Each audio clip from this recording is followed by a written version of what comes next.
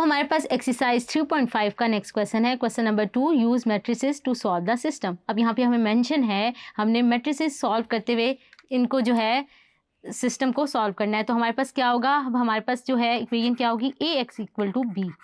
इस फॉर्म में हम लिखेंगे और फिर यहाँ से हम एक्स की वैल्यू निकालेंगे, तो ए इनवर्स बी।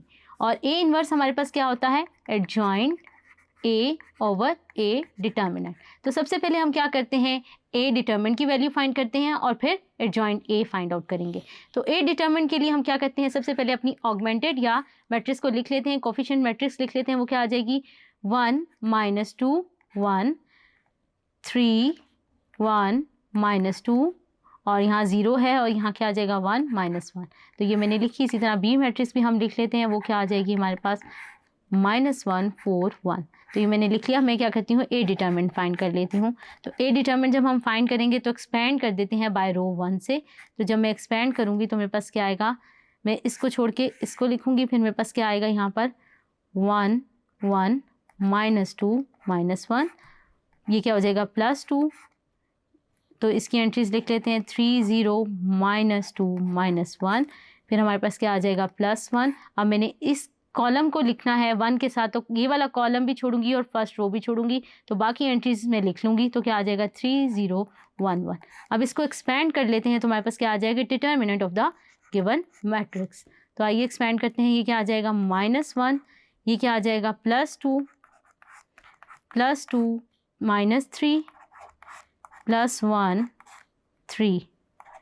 तो इसको सॉल्व कर लें तो हमारे पास क्या आ जाएगा, -1 +2 क्या आ जाएगा हमारे पास 1 1 -6 +3। तो ये आ जाएगा -5 +3 विच इज़ इक्वल टू क्या आ जाएगा हमारे पास, -5 +3 -2 which is not equal to 0। तो हमने क्या किया, डिटर्मिनेंट फाइंड कर लिया।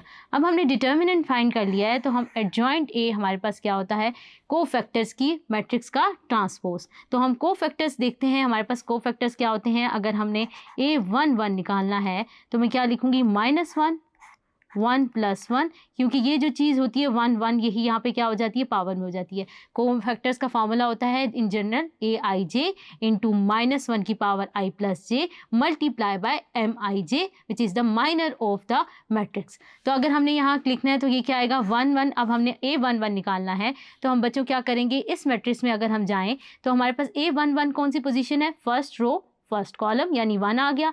अगर हमने इसको लिखना है तो हम क्या करेंगे, फर्स्ट रो और फर्स्ट कॉलम को छोड़ देंगे, तो बाकी मैट्रिक्स हम लिख लेते हैं।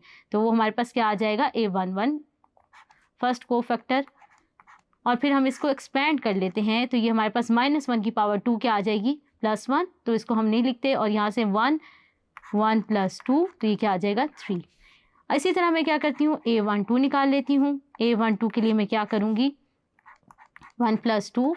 अब मैंने A12 देखना है, यानी क्या है, फर्स्ट रो सेकंड कॉलम, तो उसका एलिमेंट क्या आएगा, A12 का मतलब ये है, तो ये होगा -2। तो मैं ये वाला कॉलम छोड़ूंगी और फर्स्ट रो छोड़ूंगी और बाकी एलिमेंट्स को मैं डिटर्मिनेंट में लिख लूंगी। तो ये हम लिख लेते हैं। इसको सॉल्व करें, -1, अब यहाँ पे क्या आएगा, 1 +2 है तो पावर जो है ऑड है तो -1 आएगा, और इसको एक्सपेंड करें तो ये क्या आ जाता है -3, और जब ये मल्टीप्लाई होगा तो क्या आ जाएगा +3। इसी तरह हम क्या करते हैं, A13 फाइंड कर लेते हैं। A13 का क्या मतलब है, फर्स्ट रो थर्ड कॉलम, तो उसकी एलिमेंट हम उसका लिखेंगे, तो ये क्या करेंगे, फर्स्ट रो और थर्ड कॉलम को छोड़ देंगे, बाकी एंट्रीज को हम लिख लेंगे। तो बाकी एंट्रीज हम देखें तो क्या आ जाएगी, 3 0 1 1। तो हमने इसको लिख लिया, और यहाँ पे -1 की पावर 4 है तो वो क्या हो जाएगी, पॉजिटिव, और इसको एक्सपेंड करें तो हमारे पास क्या आ गया, रिजल्ट। तो हमने ये A11 A12 और A13 कोफैक्टर्स निकाल ली हैं। इसी मेथड को यूज़ करते हुए बाकी कोफैक्टर्स भी आप निकाल लें।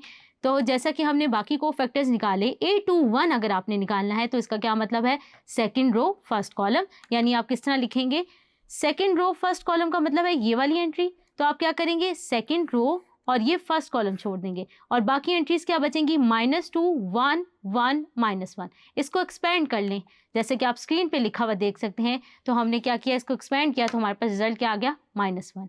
इसी तरह बाकी कोफैक्टर्स भी हमने क्या किया, इसी मेथड को यूज़ करते हुए निकाल लिए। जैसे कि आप अपनी स्क्रीन पे देख सकते हैं हमारे पास कितने कोफैक्टर्स आ गए हैं, अप टू 833। अब हमारे पास क्या होता है, एडजॉइंट क्या होता है, इन कोफैक्टर्स का ट्रांसपोज। तो आइए हम उसको फाइंड आउट कर लेते हैं। जैसे कि आप अपनी स्क्रीन पे लिखा देख सकते हैं, हमने क्या किया, एडजॉइंट ए ले लिया, इन कोफैक्टर्स को पहले लिखा, फिर उसको क्या किया, उसका ट्रांसपोज ले लिया। तो हमारे पास एडजॉइंट ए आ गया, जिसको आप अपनी स्क्रीन पे लिखा हुआ देख सकते हैं। अब हमने ए इनवर्स का फॉर्मूला पढ़ा है, वो क्या होता है, adjoint A over A determinant. तो एडजॉइंट ए की मैट्रिक्स जो अभी हमने निकाली है उसको लिख लिया, और डिटर्मिनेंट जो हमने फाइंड किया था उसको लिख लिया।